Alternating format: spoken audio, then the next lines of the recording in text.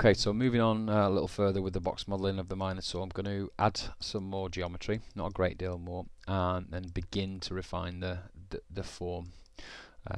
These early stages don't take too long, so refining this basic form only took about 10 minutes, and that's with explaining it on the video as well. So we'll take about the same amount of time to now just add some more geometry and just do some basic refinement.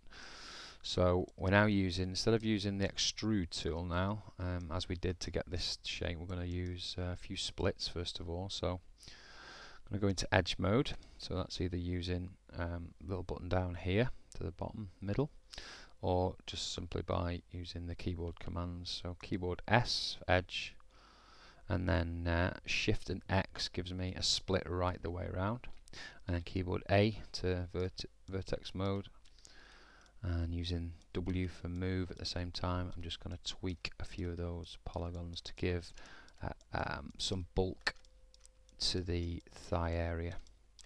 And again, as I keep mentioning, I'm looking off screen here, so I'm looking at my reference. At this stage really it doesn't need a lot of reference because it's basic human anatomy, and if you're quite good, or if you've got any 2D skills, you know, human anatomy, you can pretty much work to that. So all I'm doing is giving it a thigh shape.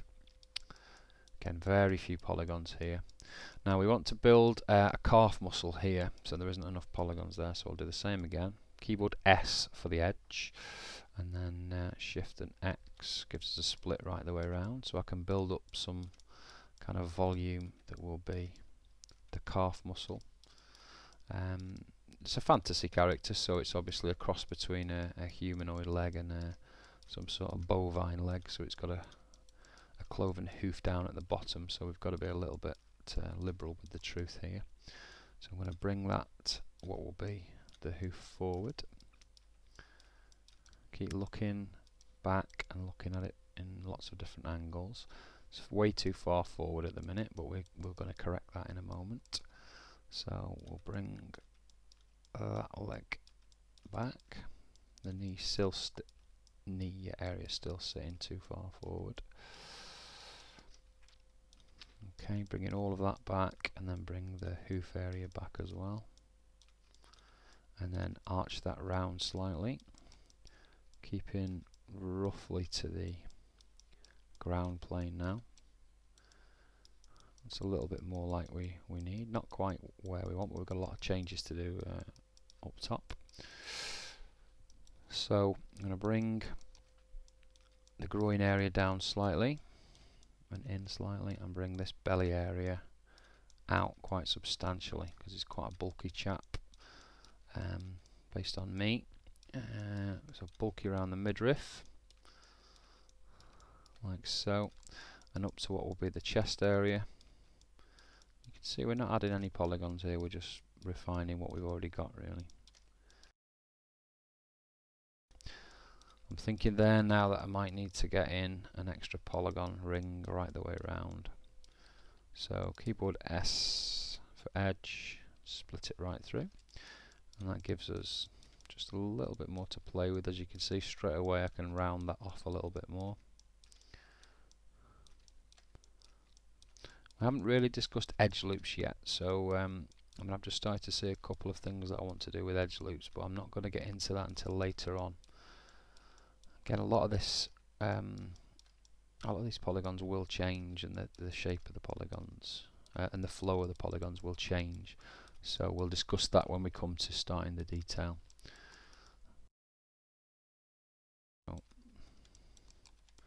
You can see the speed that I'm moving now because it's so rough. I keep spotting areas that fall out of sync, and then I go back and fix them again. Or they would look right from one angle, then we get to the other and it doesn't look right. Okay, back up to where we were on the head.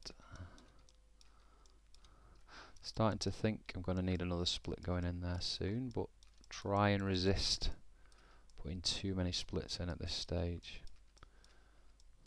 So bringing the arm size down somewhat. What I can do there is select the end polygon, keyboard D, and scale that down. That'll become the wrist. And I can start move that around to where I want it to go.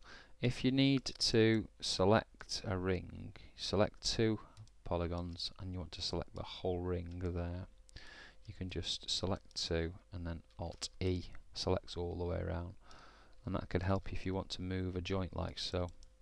And that's one of the big reasons why we don't add too many polygons in, because if you've got polygon splits here and here and you start moving that center, you're not going to be able to move it quite as easily. So the less polygons we have to work with at the moment, the better it is for refining the shape. As you can see, I can quickly get a better idea of form like so, and that's just helped me move the arm roughly where I want it. And I can rotate that set of polygons as well and move them and scale them should I need to with keyboard E. I don't need to, but I just thought I'd show you that one. So that's quite a good example of why you would want to limit the amount of polygons you have. The minute you start splitting and cutting and adding lots of polygons, you lose the ability to freeform with any kind of speed, which is exactly the ability we need at the moment, or facility we need at the moment. I'm going to drop that arm back a little bit, and I'm going to drop off the end here out with an extrude, which as you can quickly tell is going to be his hand.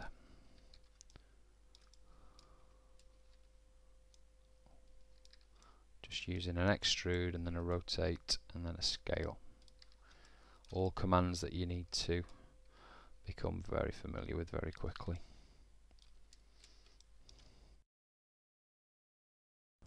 As you can see now, with very few more polygons, we're actually getting the shape into some sort of order, semblance of order of the original. Now, he's angled backwards for some reason, so as we've created him, he's slipped backwards, which isn't what we want. We want this center, basically the center, the weight should be over his feet really, to give him some kind of balance. Center of balance would be well off. So one of the ways we can do that is if we switch to the second column along here and go to soft selection and then click on the feet, and then using the mouse roll up or down, you can increase the amount of effect of soft selection. So as you can see, as the red dots are moving up here as I'm rolling the mouse, the area of effect is moving up the body. And what I'm going to do, once I've got to a decent height, I think I'm just going to then slide those feet back like so. You can see that's moved his center of gravity right back where we would want it, which will give it some kind of reality really. It just would not look right if the center of gravity was off. His balance would not work. We can switch that off, just level those feet out a little bit there. Definitely want this creature to have his feet firmly on the ground, and then just put some more definition into where the hooves are going to be. What we'll actually do now is just add a few more polygons there, because we're comfortable with where those feet are sitting now. The calves look good, the ankles look good, so I think to do keyboard Z extrude, whoops, wrong button, and then keyboard A, and then just tweak those down. That gives us a bit more definition where the hoof's going to be. Now at the back of the ankle, with it being a bovine leg, there's a little protrusion here, so I'm going to run a split. Just make sure I run a split round that, like so. I'm going to use face mode and just extrude out once and once again, so at least the polygons are there ready for when I need them. So again, remember, it's about silhouette. I wasn't adding too much detail, I was just adding some definition to that portion of the leg. So comfortable with that for now. Again, we'll change the flow of the polygons, but for what we're about at the moment, that's absolutely fine.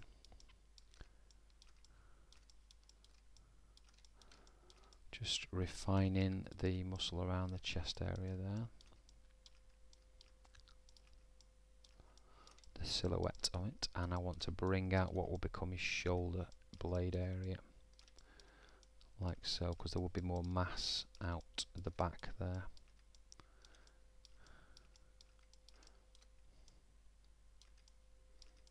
Okay.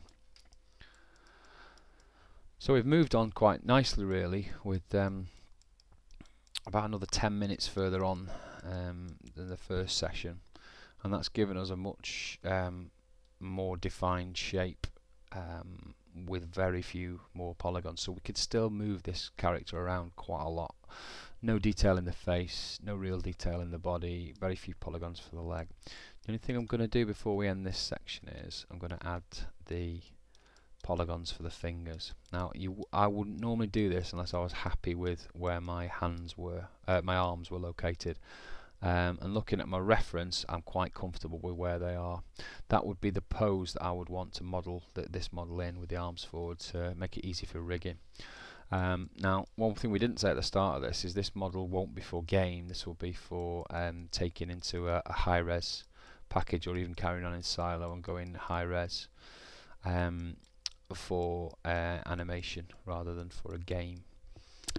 So most of what we're aiming for is good polygon flow that can be used for creating high-res meshes. So the pose is a very standard pose that most modelers would use. So here we go, let's go into the hand. This creature's got 3 fingers on each hand and obviously a thumb. So what I'm looking for is to put 3 polygons on the end here, and that would give me the ability to extrude out from each one. What I could do if I was doing point by point modelling is just do 1 finger and then basically copy the finger and paste it in, but I won't do that for this session. I will just do what I'm about to do, which is extruding it off. Now I'm going to do the thumb first and quickly just extrude off once, rotate slightly like so. Just tweak it a little bit with vertex mode. Back to keyboard D, face mode, and just do another extrusion. And that would be probably for now just enough polygons for his thumb.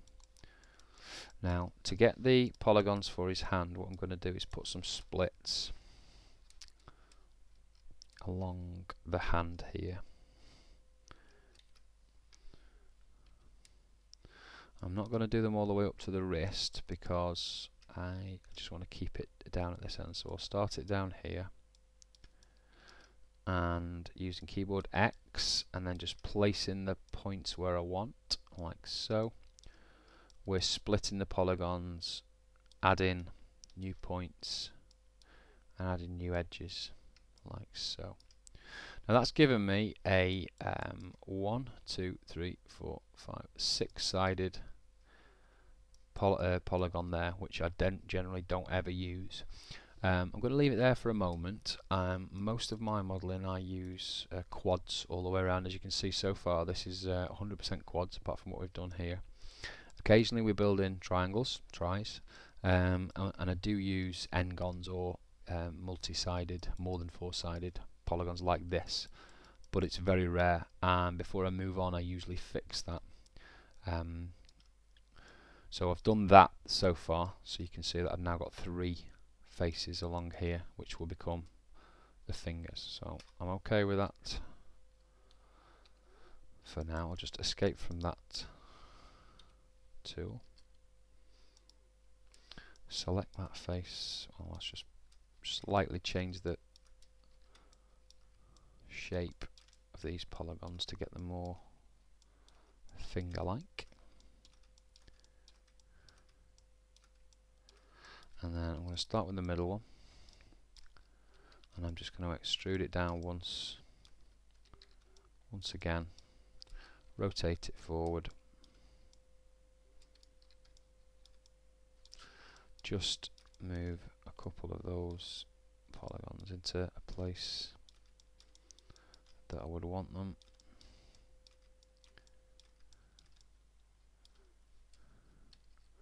Face mode again, and Z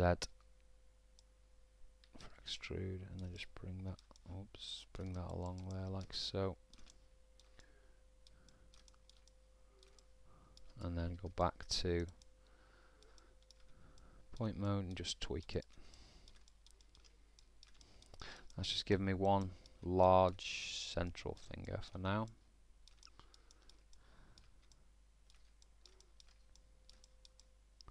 Just quickly looking round the whole one.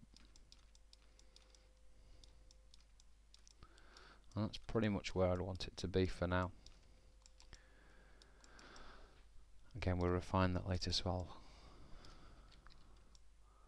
quickly do the same for these other two.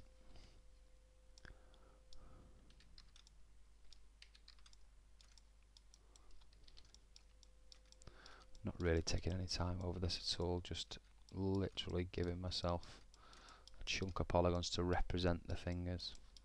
When we come back on the next pass, or the hand pass, we'll really go to town with these and start getting some knuckle detailing. For now, quite comfortable just to have the fact that we've got some fingers on there. Tweaking is a massive part of this process, as you can see, and all the mouse clicks you can probably hear is me just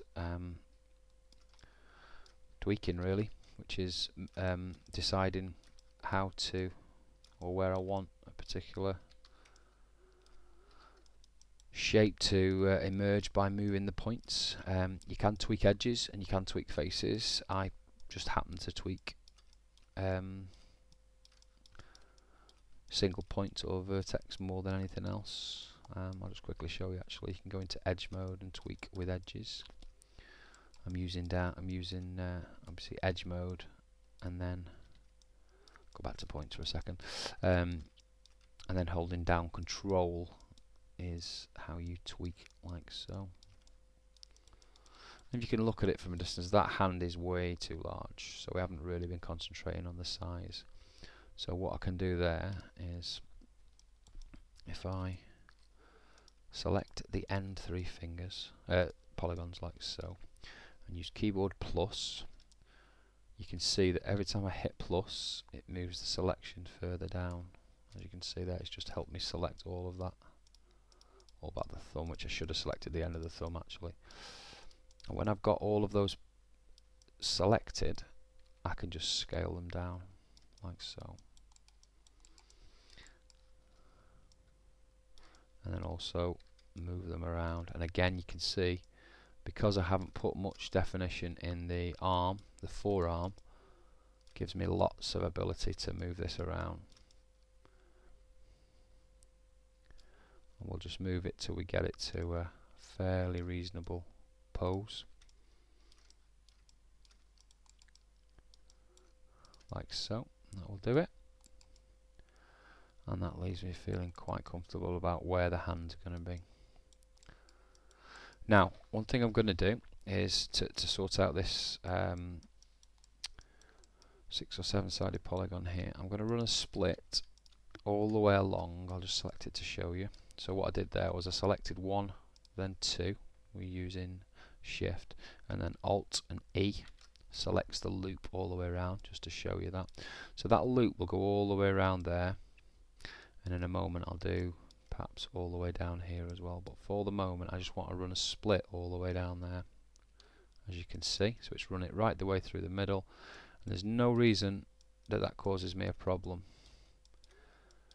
Added more detail, but we're not really going to change that pose silhouette that much now around there, so the fact that I'm adding the detail is not a great hindrance to me.